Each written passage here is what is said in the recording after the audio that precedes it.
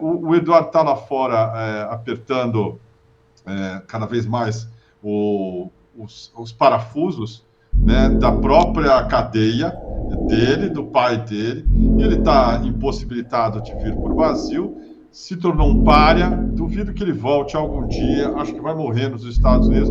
Eu não duvidaria que ele virasse uma hora alvo da CIA, que já resolveu essas questões aí de ex-aliados de uma maneira ali, né, que não é das mais, vamos dizer, cristãs, às vezes com um tiro. E o Paulo Figueiredo, mesma situação, o governo Trump não vai durar para sempre, eles vão ganhar muito dinheiro nesse meio tempo e vão atrapalhar, eu acho que com isso, o Brasil, como já estão causando esse embaraço diplomático e também financeiro por algum tempo. E a gente vai ter que estar aqui cobrindo e fazendo o combate a essa ofensiva fascista dessa turma aí. Tem agora uma coisa que a gente precisa prestar atenção, sobre a qual o Vinícius Segala falou ontem, que é um aliado do bolsonarismo no Supremo Tribunal Federal, o ministro Luiz Fux. Se a do Moraes ontem foi uma decisão muito ruim, a do Fux é 10 vezes pior. Assim, baseada em princípios, não tem um dado, é tudo formulaico, não tem assim nada que sustente o voto dele, foi muito fraco e fica evidente que o Fux é querido dos bolsonaristas por uma razão óbvia, ele é simpático à causa e também ele costuma agora, né, votar de acordo com algo que ele não votava antes, então não tem critério. Ele que censurou o presidente Lula de dar entrevista na cadeia, nós só pudemos entrevistá-lo porque entramos na justiça e conseguimos uma liminar. Deu muito trabalho. Quem fez foi a advogada Tânia Mandarino, para o DCM, lá na Justiça do Paraná, e assim nós conseguimos ter aquela entrevista com o presidente Lula, em que ele falou, inclusive, sobre o uso de tornozeleira. Foi para nós do DCM. Mas o Fux o censurou e agora está votando no sentido contrário para beneficiar o Bolsonaro. Ontem, conversando com o Vinícius, tem algumas coisas ali que são, no mínimo, curiosas. Não dá para a gente incriminar ninguém por conta disso.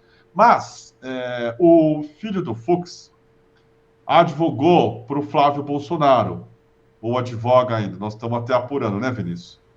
Ele também advogou, ou é advogado da CONIB, que é a entidade sionista mais militante do Brasil, vive perseguindo as pessoas, acusando-as de serem antissemitas, entre elas o Genuíno, a partir de uma entrevista aqui no DCM.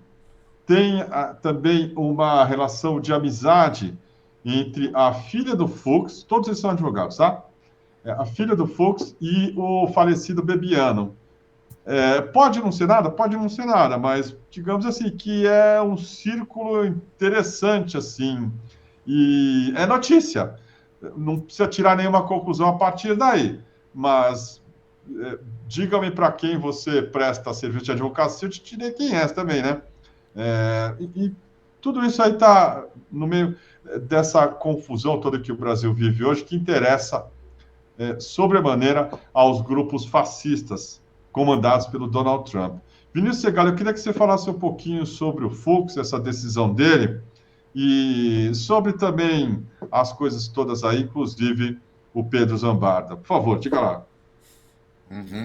Eu vou deixar a parte do Pedro para mais tarde gerar ali uma espécie de expectativa no público e ele continuar conosco. Tem novidade sobre o Pedro, gente. Socorro. Fofoca boa. Fofoca boa. Mas vamos falar antes do ministro Fux e dos demais aí citados, Kiko. Olha, primeiro, eu acho que o Alexandre de Moraes fez um favor ao Bolsonaro, né? O ex-presidente Jair Bolsonaro calado é um poeta. Você não viu como ele ficou bem nessa cena? Ficou lá fazendo só um gestinho, tipo, nossa, mandou vários ois, atendeu muito bem a imprensa, não xingou ninguém, né? Exato. Ficou ótimo. Eu, se fosse ele, aproveitar a oportunidade de pegar essa modo de me comunicar ali, porque calado é um poeta. Agora, o ministro Fux, como você bem disse, olha, Kiko, essa questão, diga-me para quem advoga, eu direi quem és, né? Eu vou só reformular um pouco, porque eu quase concordo com ela. faz sentido o que você disse, porque são relações dos filhos do Fux com pessoas, entidades ligadas ao bolsonarismo, patrocinadoras do bolsonarismo, que ocorrem concomitantemente a essas decisões que ele toma. Né? É diferente, por exemplo, do Alexandre de Moraes, que é chamado aí pelo pessoal da direita de advogado do PCC. Né? É impossível, o PCC não tem CNPJ, não tem como você advogar o PCC. Mas se você é um advogado criminalista, você tem todo o direito, e o Brasil tem o dever de prover um bom advogado para o criminoso. Não há nenhum problema de você atender criminosos, enquanto advogado de defesa. Não há problema. Agora, não dá para você atender, você tem o criminoso lá, entre os seus clientes ou clientes dos seus filhos, e concomitantemente você está tomando decisões sobre o grupo desses criminosos. Ao mesmo tempo, não é antes que você era um, depois se largou, virou, prestou concurso para juiz, deixou de advogar. Uma coisa é essa. Então, uma coisa, outra coisa, outra coisa. Eu diria, diga-me com quem andas, ao mesmo tempo eu te direi que tipo de advogado ou juiz você é. Porque não dá para você andar com bandido e julgar o mesmo bandido com quem você anda, de quem você recebe dinheiro. Isso não dá. Como você disse, Kiko, é notícia, não estamos falando que tem uma relação que sim ou que não, né? De resto, Kiko, o Alexandre de Moraes, eu achei boa essa decisão. Acontece que o Alexandre de Moraes não esperava a nova escalada do Jair Bolsonaro, ou se esperava, deu no que deu depois que ele fez isso. Porque ele não tinha impedido o Jair Bolsonaro de dar entrevistas, de conceder entrevistas. Isso ele não estava impedido, desde que não abusasse. Agora, no dia seguinte da decisão, ele já pega e já abusa. Você dá a mão, ele quer o braço, ele já vai para o Congresso Nacional, exibe a sua tornozeleira, começa a falar um monte.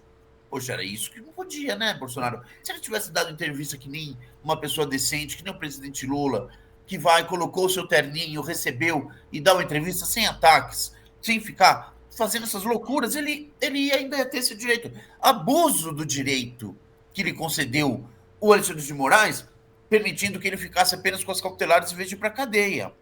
Porque já era possível ter dado a preventiva. Ele falou, não vou te dar a preventiva, mas não abusa.